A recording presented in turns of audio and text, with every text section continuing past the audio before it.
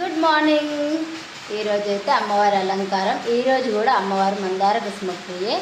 ఇంకా అమ్మతో నా అనుబంధం అయితే సంవత్సరంకి ఎక్కువ నుండి కొంచెం ఎక్కువ అయింది. అంటే అమ్మవారు మా ఇంటికి వచ్చి 8 years అవుతుంది. అమ్మవారి ఫేసు నేను తెచ్చుకొని ఇంకా అమ్మవారిని ఇలా డెకరేట్ చేసుకోవడం, ఇంకా అంతా అమ్మమాయలో ఉండిపోతా అన్నట్టు. నేను పొద్దున్న లేచిన అంటే ఇంకా లలితా సహస్రనామాలు చదువుకోవడం, ఇంకా చాలీసా చదువుకోవడం. పొద్దున్న లేచిన అంటే ఫస్ట్ పాటలు పెట్టుకొని నేనైతే నా పనులన్నీ నేను చేసుకుంటూ ఉంటా. ఇంకా అమ్మతో నేను ఇట్లుంటుంది. ఇంకా మా పూజ కాదు ఈరోజు అయితే బాపు పూజ చేసి వెళ్ళిండు.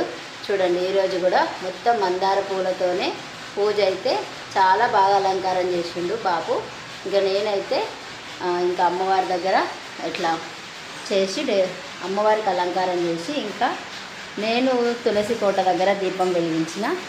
ఇంటి తులసి కోట చూడండి.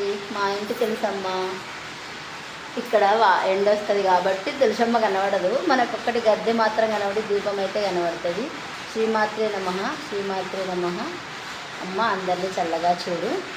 ఇంకా చూడండి అమ్మవారు మాకు ఇట్లా రాగానే కనిపిస్తుంది అన్నట్టు. డోర్ నుండి ఫస్ట్ రాగానే అమ్మవారు కనిపిస్తుంది. అందరు అమ్మవారిని చూసి అబ్బా ఎంత మంచిగా ఉంది అమ్మవారు రాగానే మీ ఇంట్లో సేమ్ సాక్షాత్ అమ్మవారు వచ్చి ఇక్కడ కూర్చున్నట్టు అనిపిస్తుంది. అది చాలామంది అంటారు అట్లా అన్నట్టు. అమ్మతో నా ప్రయాణం ఇదండి.